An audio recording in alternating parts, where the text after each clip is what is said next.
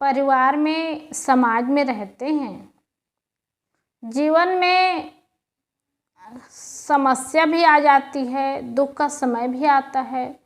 और दुख और समस्या के समय में कोई साथ देते हैं तो वही बहुत बड़ी बात होती है। और दुख के समय में कोई साथी होते हैं ना, तो वो साथी नहीं, वो भगवान बन जाते हैं। सदगुरु कबीर साहब ने कहा है, दुख में सुमिरन सब करे, सुख में करे न कोई।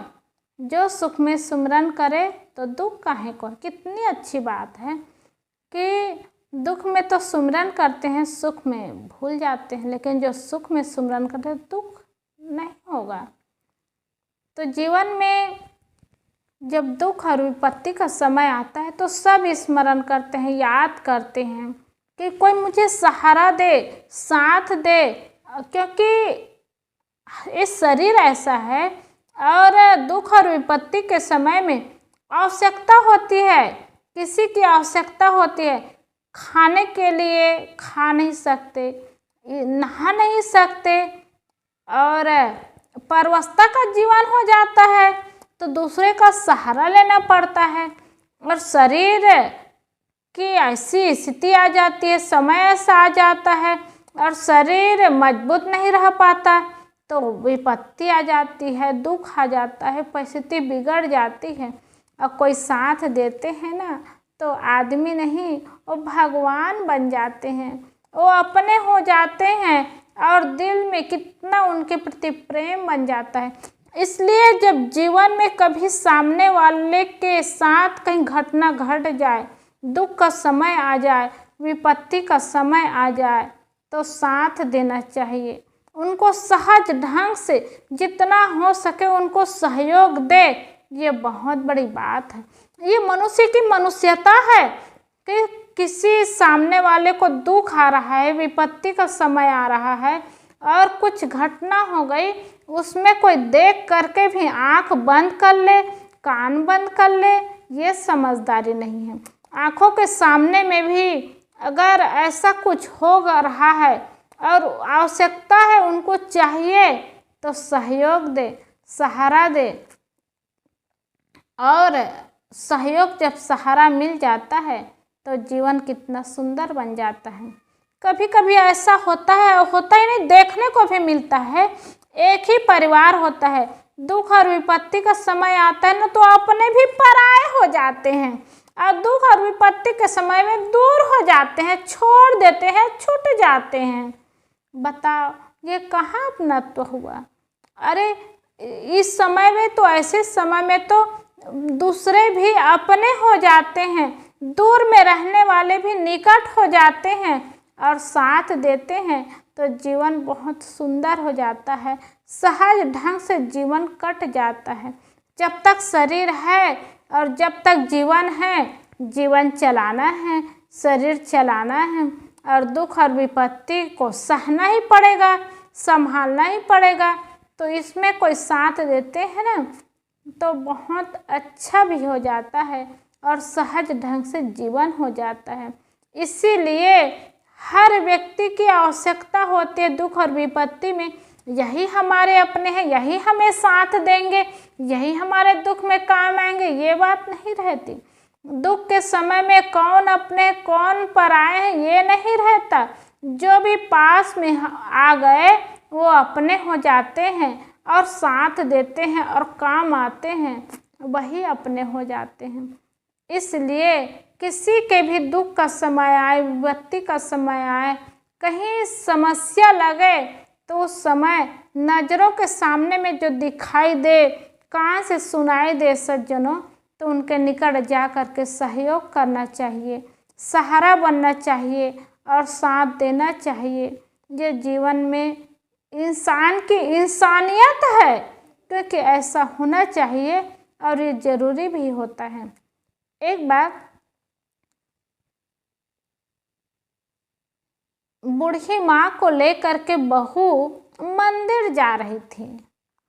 मंदिर जा रही थी, बूढ़ी हो गई थी, सास थी, बूढ़ी हो गई थी। जब जा रही थी तो जाते जाते उनको शौच हो गया।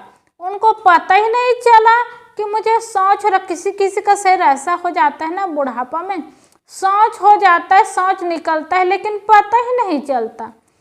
वो शौच हो गया और वो जान ही नहीं पाई। तो बहू बिठा करके बाल्टी ला करके मंदिर से और पानी ला करके पूरा धोई और प्रेम से धोती है और धो करके साफ करके फिर मंदिर गई। और मंदिर जब गई तो पुजारी देख रहे थे बहुत देर से। और पुजारी देख रहे थे, पुजारी ने कहा, बेटी ये तुम्हारी माँ है क्या? तो उन्होंने कितना गजब का उत्तर दिया, मेरी माँ से बढ़ करके हैं। ये मेरे पति को 9-10 महीना गर्भ में पालने वाली है, गर्भ में सेवा करने वाली है। मेरे पति को सूखे वस्त्र में सुला करके गीले वस्त्र में सोने वाली है। मेरे सुहाग की रक्षा करने वाली है। इतनी बात कहते ही पुजारी के मन में हुआ कि देखो इनकी सास है लेकिन इनके मन में कितना बढ़िया प्रेम है और कितना बढ़िया ये बोल रही है, इनके शब्दों में भी प्रेम भरा हुआ है, ये कितनी बड़ी बात है। वो कहने लगी कि ये मेरे सुहाग की रक्षा करने वाली है और मेरे सुहाग को छोटे से बड़े ये की उंगली पकड़ के चलना सिखाई, ममता की शीतल छाया दी। मेरे सुहाग की माँ है, ये मेरे पति की माँ है। तो पुजारी जान गए कि उनकी सास है। तब पुजारी ने कहा, वाह बेटी, ऐसी बहू जिस घर में हो तो घर घर नहीं घर स्वर्ग बन जाता है। और आपके हृदय में इतना सुंदर प्रेम है और ऐसी भावना है तो आपका जीवन धन्य है और ये बूढ़ी माँ का जीवन भी धन्य है जो ऐसी बहू मिली है। तो बहू कहने लगी, पुजारी महाराज मुझे आशीर्वाद दीजिए कि मेरा जीवन ऐसे ही बीते और ये माँ है जो इतनी अच्छी रही और मुझे इतना बढ़िया से रखी। अब माँ का समय आ गया, बुढ़ापा का समय, तो हमारा कर्तव्य है हम अपने कर्तव्य को निभा सकें। पुजारी बहुत खुश हुए, बहुत प्रभावित हुए कि बहू भी ऐसी होती है। फिर दोनों मंदिर गए, भगवान के पास जाकर के माथा टेक करके प्रसाद लेकर के वापिस आए।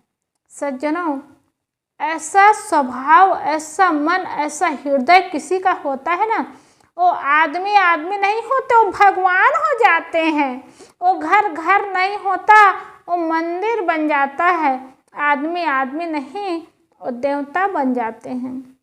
इसलिए घर स्वर्ग बने, मंदिर बने, तो उसके लिए चाहिए कि घर में रहने वाले व्यक्ति अपने आप को भगवान बनाए।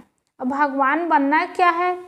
भग्न कर दिया वान, जिसको कहते हैं भगवान, जिन्होंने सारी बुराइयों का त्याग कर दिया, वही तो भगवान है। और अपने अंदर सारे सद्गुणों को ले आया, दया, क्षमा, संतोष, ये सद्गुण जिनके अंदर आ जाता है, निश्चित है वो भगवान बन जाते हैं। और हृदय में दया का भाव रह जाता है और प्रेम का भाव बना रहता है, दया का भाव बना रहता है, वो आदमी महान होते हैं। ऐसे ऐसे स्वभाव वाले देखने को भी मिलते हैं। ये कहानी और किस्सा की बात नहीं होती। कितने ऐसे व्यक्ति होते हैं जो देखने में भी आते हैं, जो बहुत सुंदर रहते हैं, बहुत ही अच्छे रहते हैं, उनको घर के लोग सब लोग मानते हैं, सम्मान देते हैं, आदर देते हैं।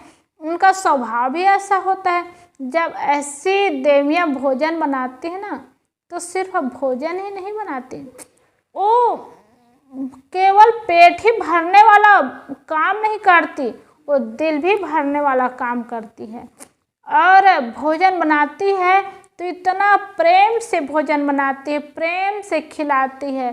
कुछ काम करती है ना तो इतना प्रेम से करती है, तो कितना अच्छा लग जाता है।